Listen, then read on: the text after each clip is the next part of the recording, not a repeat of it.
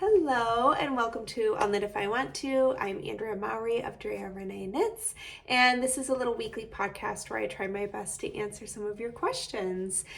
We usually focus on knitting, but sometimes we chat about spinning and who knows what else. Whatever else happens to come up, this is an unedited podcast. So sometimes things get a little funny, a little weird, but we just keep on going. Today I am wearing my Metamorphic sweater. This is knit up in Spin Cycle Yarns, Metamorphic, hence the name, and dyed in the wool. The Metamorphic yarn is extra special because it actually helps Spin Cycle Yarns use up all of their waste, all of their waste fiber that comes naturally from the spinning process. And then they blend it with some fresh wool and they create this really amazing recycled yarn. So I really love this yarn base, and it happens to pair perfectly with the dyed in the wool. So this has these little micro stripes. This is reverse stockinette facing out. It has some really fun little faux seams that actually go down the center and the side and the sleeve and the inside of the sleeve. And then there's one down the back too, but I won't attempt to show you that. So you may have noticed I did not post a video last week. I felt very conflicted about it. I have never missed a week until now. This podcast has been going for almost 4 years. I think we're coming up on 4 years. I think I started it in 2020. Are we coming up on 5 years? Oh my goodness. I mean, we've definitely I think we're going into the 5th year. That's what it is. Because we are one episode away from 200 episodes, which is wild. If I had recorded last week, we would be hitting 200 episodes, but we have had constant family, rotating door of family from both sides, and it's just been wonderful. And I just decided, you know what, I'm just going to be present with everybody, and I'm going to slow down, and I'm going to enjoy it. But I missed doing this. I missed y'all. I missed your comments. I look forward to this connection every week. So I definitely missed it, but I think that's a good thing too, to sometimes miss something. So you're excited to get back to it. But yeah, so I took the week off. It was not planned. It was a last minute. I'll be extra honest and say too, I kind of just lost track of what day it was. It's, during the holidays, kids are home from school, you've got visitors, we're doing different stuff every day. It's like every day is perpetually Saturday, and I cannot, all of a sudden I was like, oh, it's Friday, and I have not recorded anything. And I decided to just not scoot up to my studio and to just hang with the fam. So anyways, my apologies, I missed you. I'm happy to be back, and hopefully we've got some good questions today. I hope you have all had a lovely holiday break if you had one, and let's jump in. All right, question number 1. Happy 2025, by the way. I'm recording this a day early, so it is the 2nd day of 2025. I know lots of people are thinking about the year, their hopes for the year. Maybe you're a goal setter, whatever your thing is. I like to start with an intention. So this year I have a few that I'm kind of thinking about, but have you ever picked a word for the year? That's kind of a fun idea too, that I was reading about. So the word I am kind of thinking of is actually thrive. I don't want to just live, I want to thrive. And then I think of like 5 more words though, because I'm also like joy. I want to do more of what brings me joy in 2025. So I'm really thinking about learning new things. I kind of shared that the other week. I'm really excited. My first class that I'm taking is in just like 2 weeks. So I can't wait. That's a spinning class, a color spinning class. And I'm going to take a weaving class, and we will see what else. I'm excited to do some learning. I talked about how I want to do some stashing down. I want to use what I've got. I want to get through some yarn and some fiber and some fabric, and I want to use it up and let it have its day in the sun, being created into something probably wearable.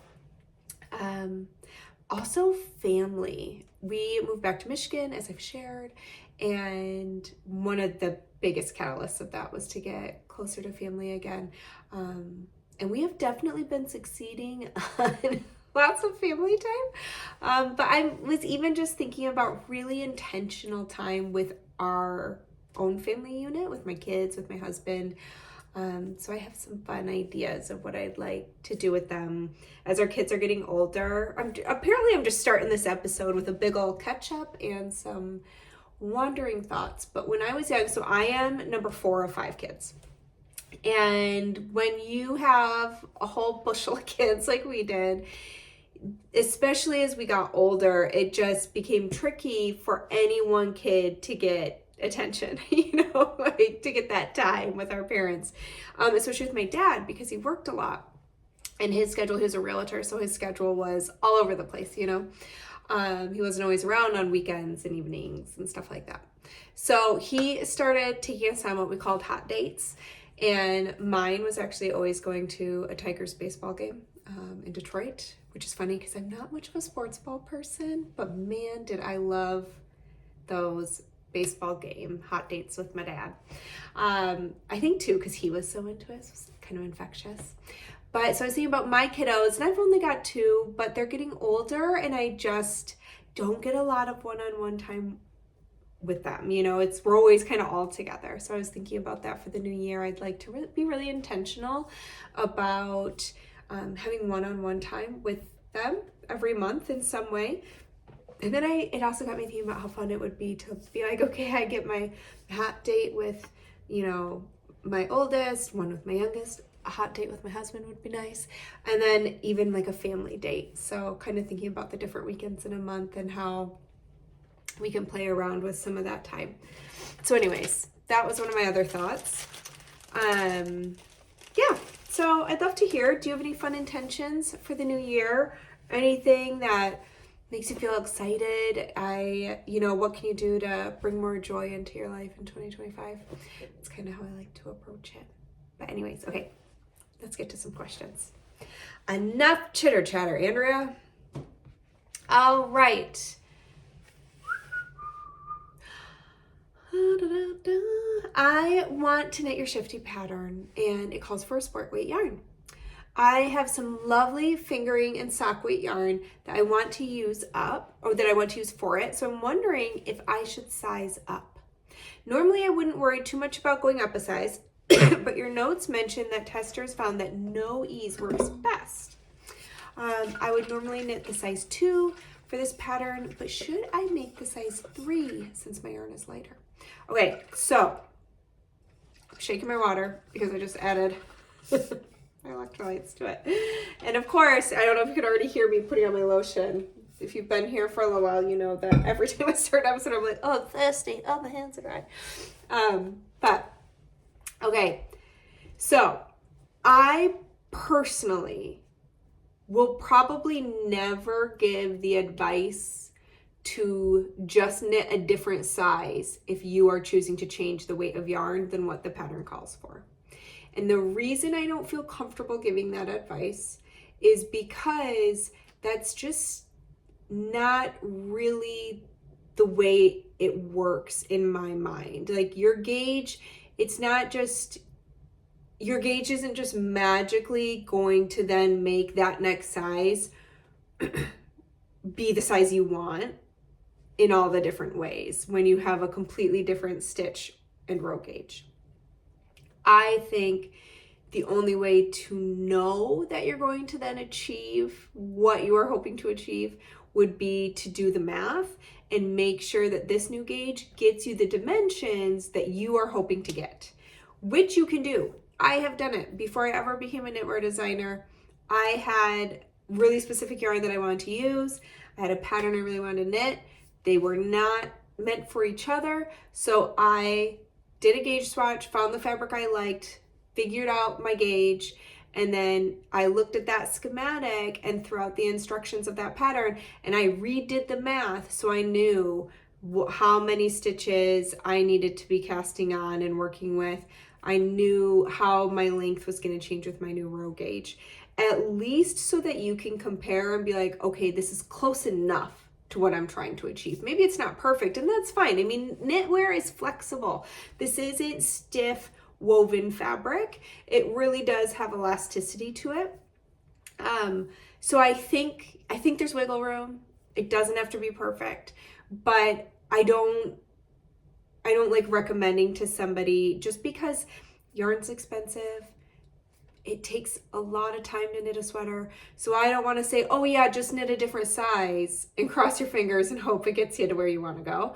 I would say at least do some quick math with that schematic to make sure your gauge is going to get you close to what the pattern says, especially when you're fiddling with row gauge, like in a circular yoke. You have to be careful because you don't want to end up super deep or super shallow because your row gauge is so different.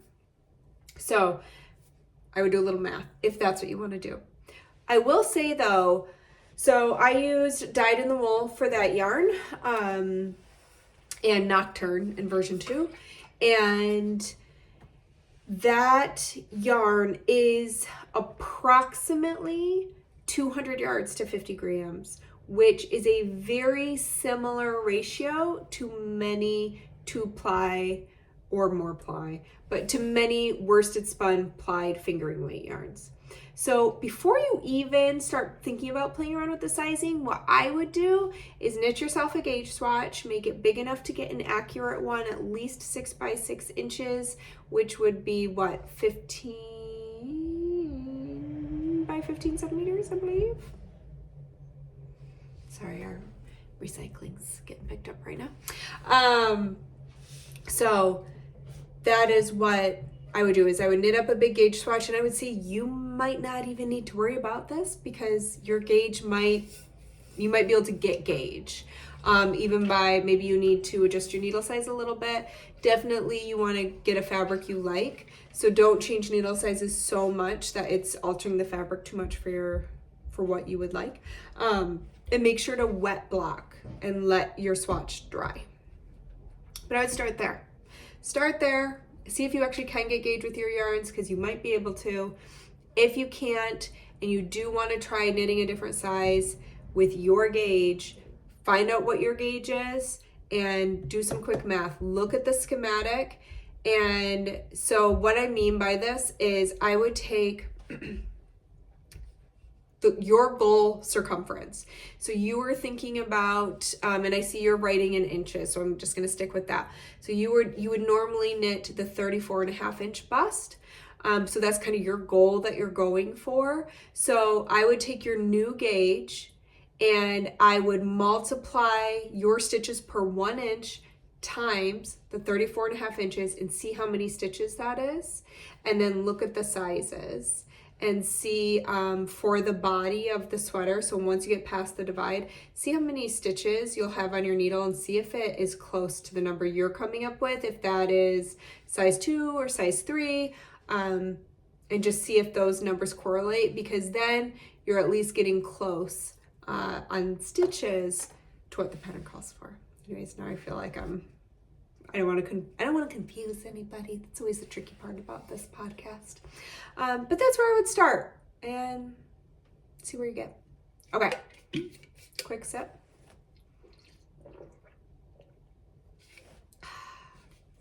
At what point, I really like this question, and even though I'm not gonna give a stellar answer,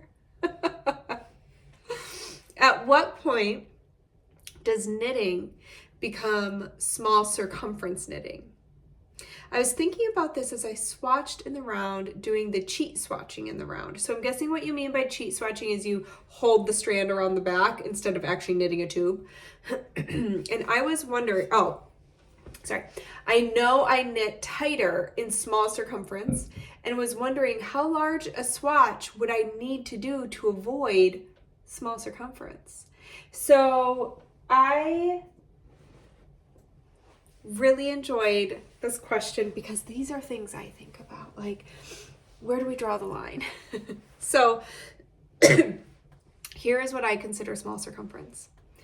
Anything that you have to adjust your typical knitting needle situation. So if you have to switch to double pointed needles, magic loop, or shorties, that is what I consider small circumference. So I would say probably anything like under 16 inches, because we can still fit, you know, our smallest circular that most of us work on, our traditional circular, would be 16 inches. So I would say anything under 16 inches is small circumference, because that is when we do the needle switch, and that is what I think is affecting our gauge to create that tightness. So I think it's when we are using magic loop or double pointed and we're going around this smaller circumference, and that is when we tighten up. I would say anything 16 inches, which would be 40 centimeters or larger, is regular circumference or large circumference. So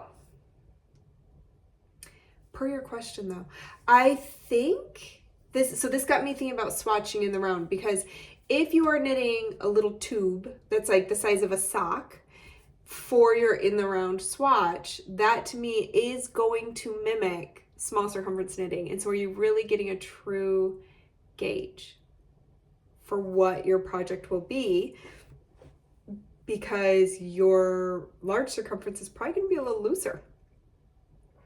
So I actually think the cheat swatching you mentioned, the cheat swatching, I actually think that is going to give a truer comparison to what your like large or normal circumference knitting will be. That's just my guess. I haven't played with this. I haven't done it on my needles to really know. But there's just something about that to me that keeps a certain level of looseness, where you're not kind of going in to this little tightness. You're not jumping the gap between needle tips for double pointeds or magic loop on either end. So it's just what my gut is telling me. But I can't back it up with science. But I would be curious if anybody else knows about that. Because that's what we say, right? You gotta swatch in the round if your project's in the round. I say it in my patterns. I stand behind that. But that is tricky. So that's why I kind of want to talk about it. Because I was like, this is such a good clarifying point. Because if people are knitting a little tube like the size of a sock, there's a good chance that they're knitting tighter than they will in the actual body of their sweater.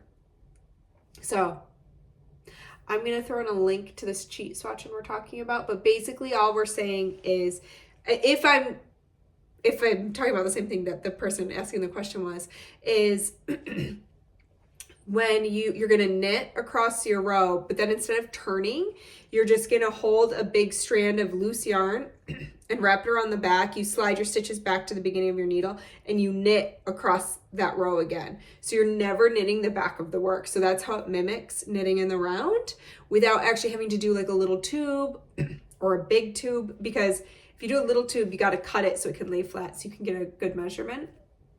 So by doing that cheat method, if you do your loops big enough, you don't have to cut anything and you can wet block that swatch. The edges will always look messy. Don't worry about the edges. As long as you've knit a big enough swatch, you don't ever want to include edges when measuring a swatch anyways, because the edges just aren't where you're getting a true reading from. You always want to measure the interior of a swatch. So don't worry about your messy edges. They're going to be a little funky because there's nothing really holding them strongly together, because we've got this big loop happening around the back, but the interior of your swatch should be just fine. But I know I've linked some blog posts and stuff in the past about swatching in the round. I should really just do my own tutorial. Maybe I'll put that on my list. Ooh, speaking of that, that would be fun if y'all have any tutorials in the round that you would like to see in 2025. Let me know. It's about time for me to film some new tutorials. So if there's one that you would really love to see, throw them in the comments. But yeah, I will put that below. But to actually answer the question, I would say 16 inches, less than 16 inches is when we're getting into that small circumference zone.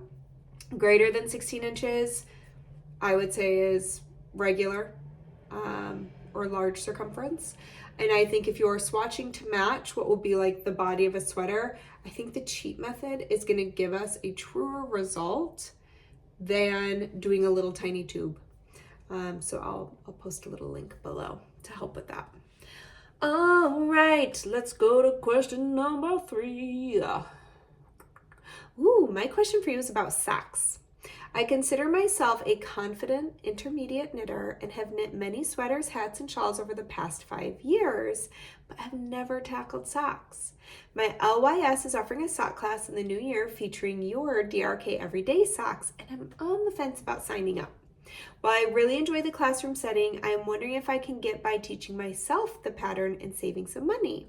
However, if there are some foundational skills that are important and unique to socks, I will spring for the class. Thank you for your advice. So, this is a little bit tricky. At the end of the day, it's totally going to be up to you. But here are my thoughts. So, when it comes to socks and the DRK Everyday socks, those socks are knit from the toe up, and they start with a Turkish cast on. So that is going to be tricky, unique to socks, little thing number 1. I do include a video tutorial. So we kind of can get you covered there with YouTube, the links in the pattern. From there, you're going to do your Turkish cast on, and then you're going to increase on the sides of the toes. It sounds like, again, you've already done the increasing. You've done sweaters, hats, and shawls. You're going to have no problem with that. You're then going to go into the foot. We're going to work it even until we get to the heel. The heel uses a Flegel heel, which is one of my favorite types of heels. And you are basically going to be increasing to make a gusset, because we need to make a shape that can contain our heel. If we just continued to knit a tube, it would be really tight on the top, like of where our foot turns into our ankle. Right there, it would be so tight because our heel would be taking up all this extra space in the sock. So we have to create a gusset, a pocket for our heel to fit in. So we're going to increase for that. Again, easy peasy, no problem. Then comes the heel turn.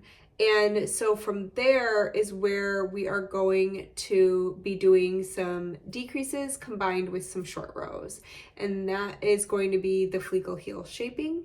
Again, if you've done sweaters, you've probably done short rows and you've definitely done decreases. So you're probably fine. But I have had people say, man, I would love a video for this. I'd love to really see what's happening here, because as you're reading the directions, if you've never knit one before, then you don't necessarily know what to visualize. So, do I think it would be valuable to take the class? I do, especially if you are somebody who loves having someone to be able to look at what you're doing if you get stuck and be able to say, oh, here, this is what's happening here that we can adjust to correct the situation. So especially for that Turkish cast on and the Flegel heel, that's where you're probably going to get the most value out of the class. But I don't know if that class might also go into sock fit and ease and where do I stop knitting the foot so that I know where to start my heel and questions like that. The DRK Everyday socks are by far my most popular socks, if not one of my most popular patterns. And I think that is because they are not overly complicated. They're a great kind of vanilla sock pattern that you can knit for your whole family. It includes 11 sizes. So I do also believe you could get away with doing it on your own, especially since you've knit lots of other kinds of projects that it sounds like you would have collected some of those skills from. Really, I think the newest thing for you is going to be that Turkish cast on. It can be a little funny, but it's also so clever. So you can always start by watching that tutorial and kind of seeing what you think. But yeah, it really just depends on you. Sometimes I like taking a class, and this is something I actually think about a lot and I try to do whenever I teach. One of the things I love about taking a class is you end up picking up these little nuggets of advice and tips and tricks that just happen to come up in that class. And every class is different. There will be different ones shared every time.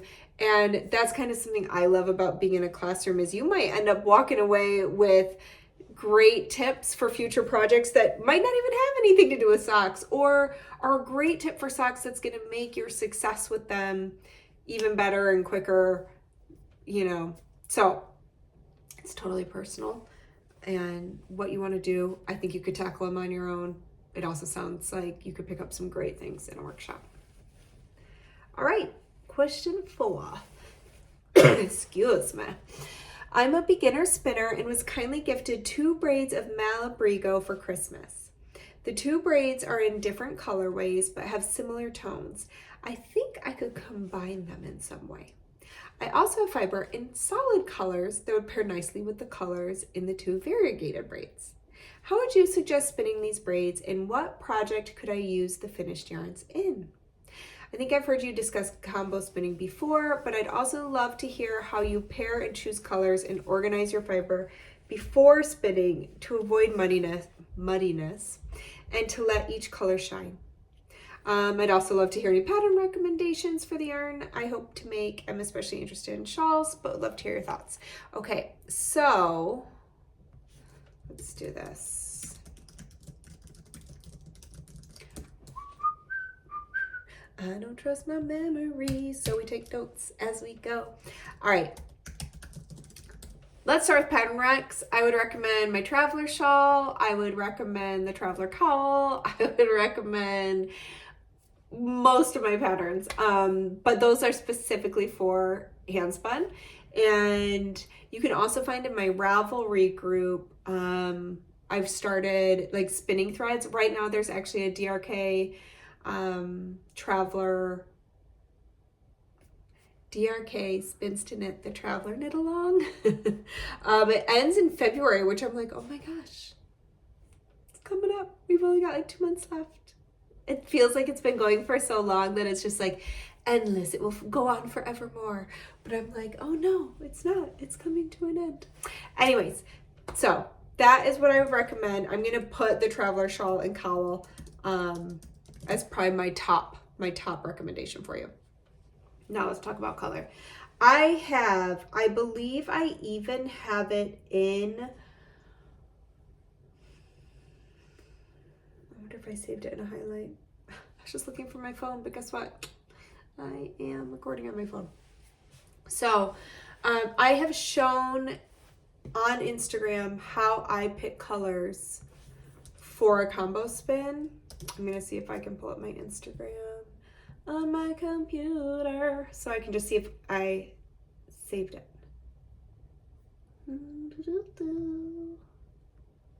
Okay, if I didn't save it, I wonder if I could save it now. I have a spin challenge.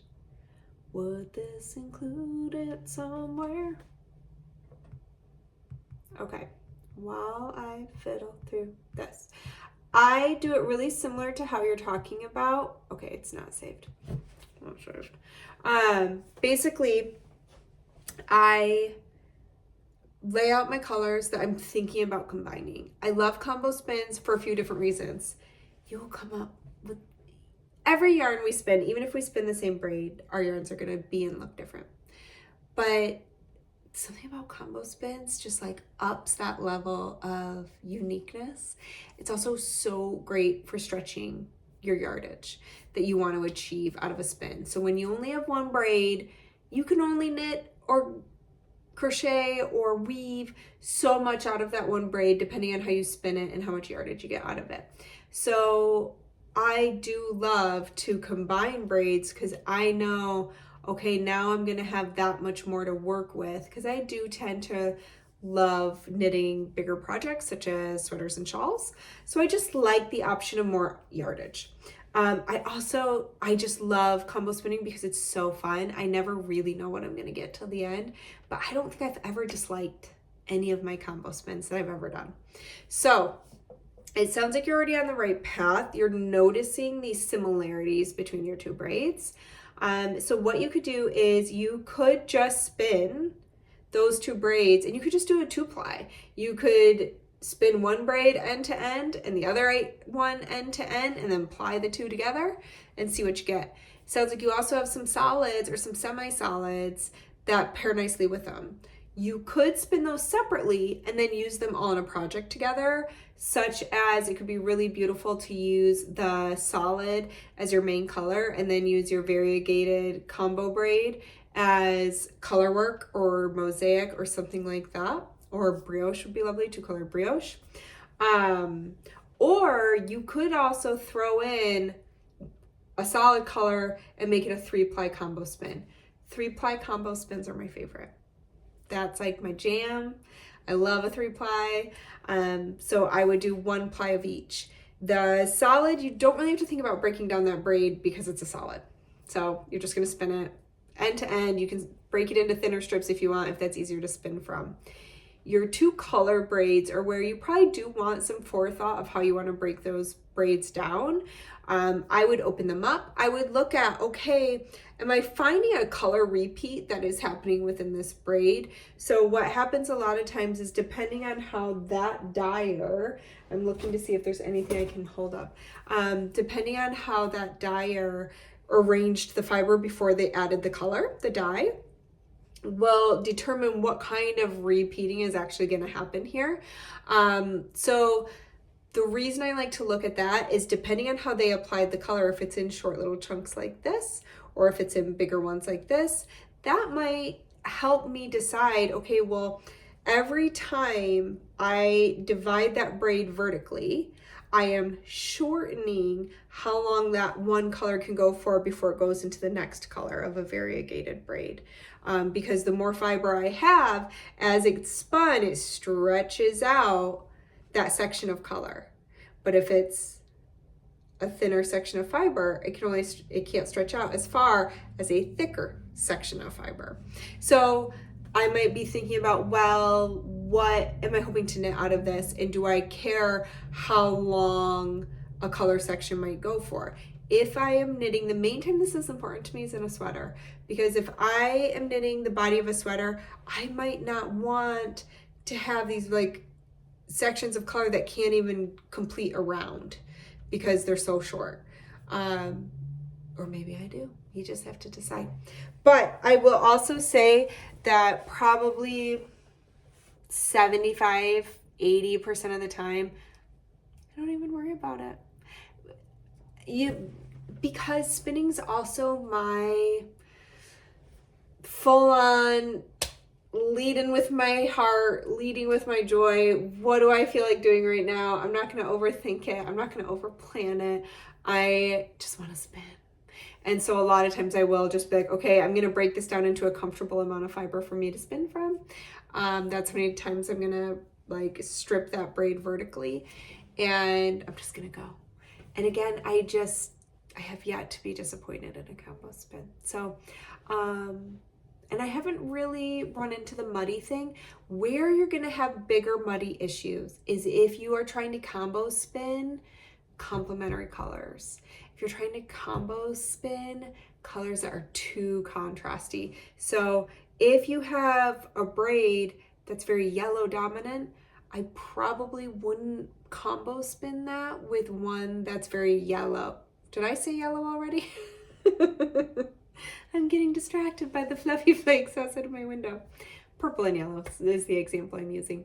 If you have one that's really purpley, one that's really yellow, you put those together, that's when you're going to start making mud, because it's just going to be, if you think about paint, if you mix complementary colors together, green and red, blue and orange, purple and yellow, you get brown.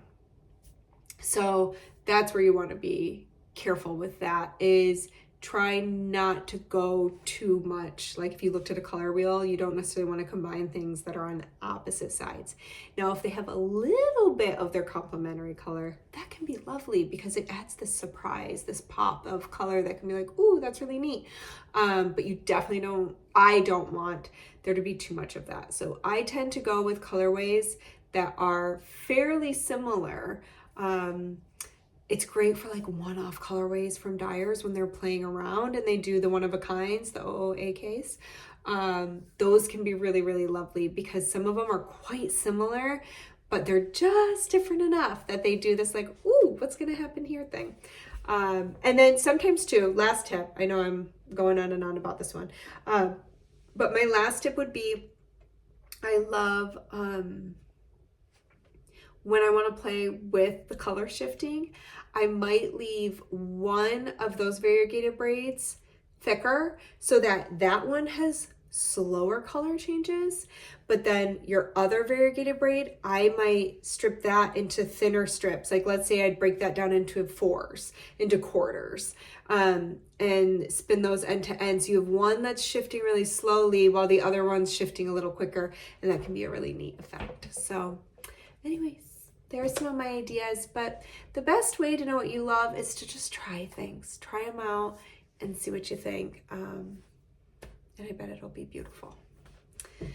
All right, and I will link the Traveler shawl and cowl for you below.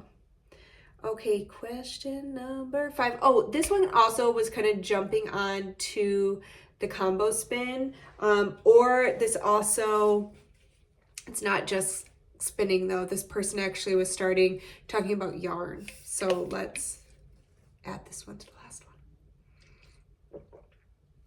So I've been watching your videos for a while, and it was you who got me into spinning almost 2 years ago. Yay! It's taken me this long to finally cast on to my needles with my hand spun. Okay, I find that when I'm perusing my hand spun stash, and this can go for just your yarn stash, I can't seem to allow myself to use 2 skeins of different fiber content in the same project.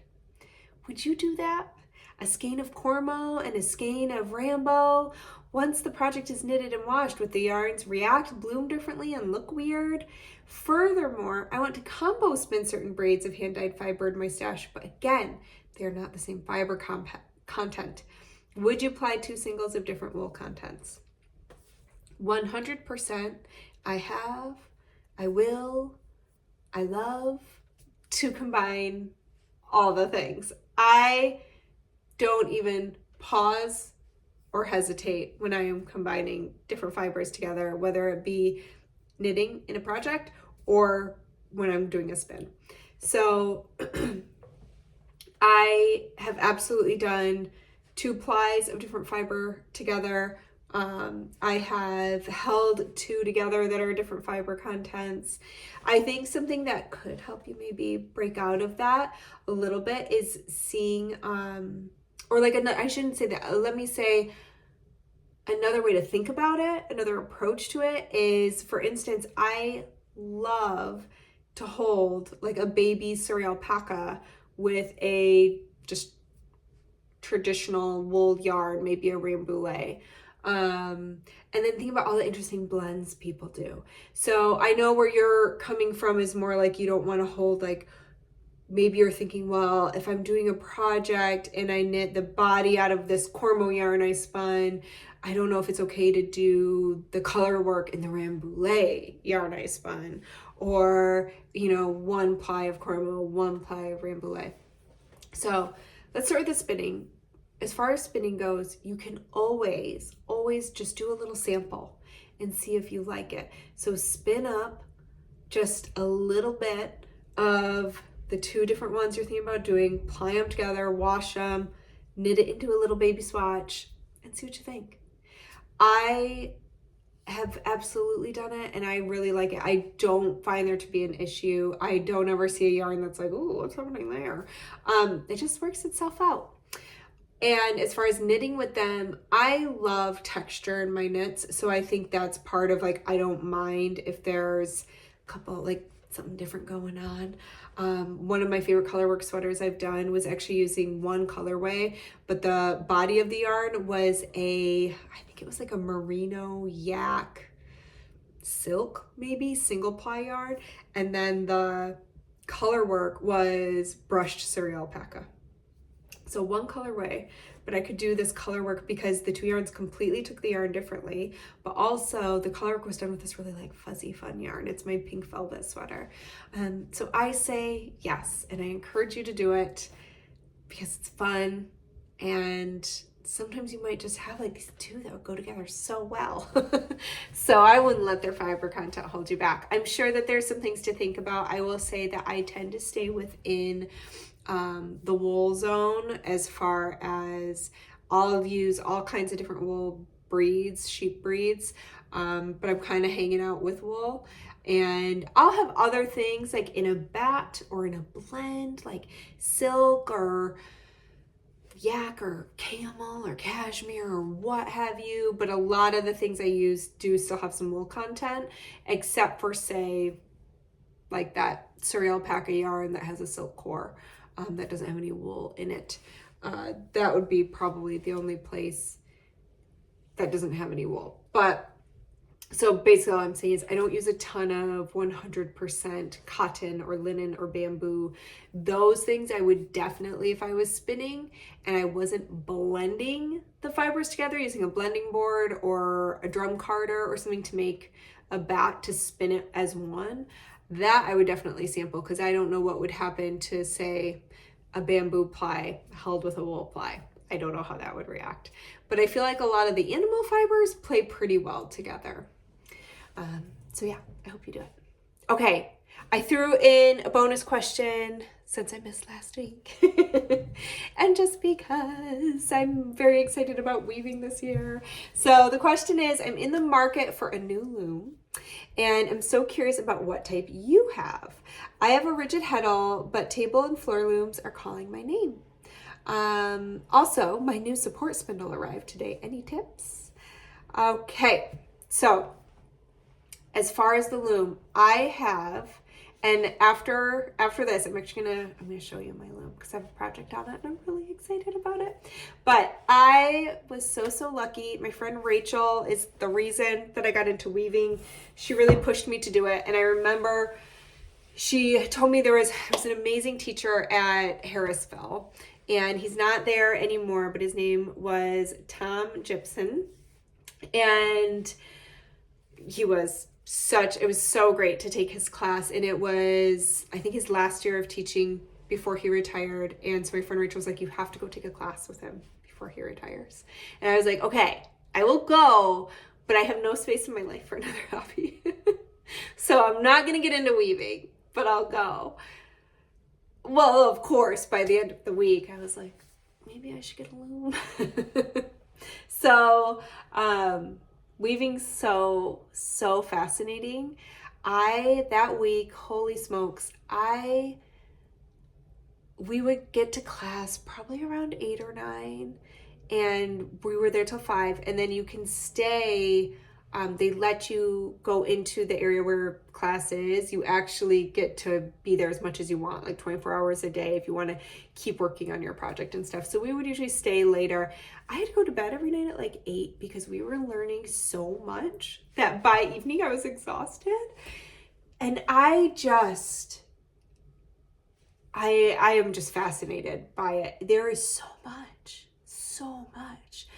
Like, man, you weavers out there, I just applaud you. I hope to learn a fraction of what I have seen out there. It just, blows my mind. But anyways, I did get a loom, and I got it from Harrisville. I really like it. I will say I've only woven, this is the only thing I've ever woven on, because this is what I wove on in class. And it's really neat because they have something called a tensioning system that I believe is unique to Harrisville looms. And typically, from what I've been told by my friends who weave on other looms, is the tricky part is getting the loom warped, getting it dressed by yourself, because you have to hold this consistent tension on. Well, because of the tensioning device, you put that on and it kind of replaces the extra person you might need to dress your loom. So it's pretty cool.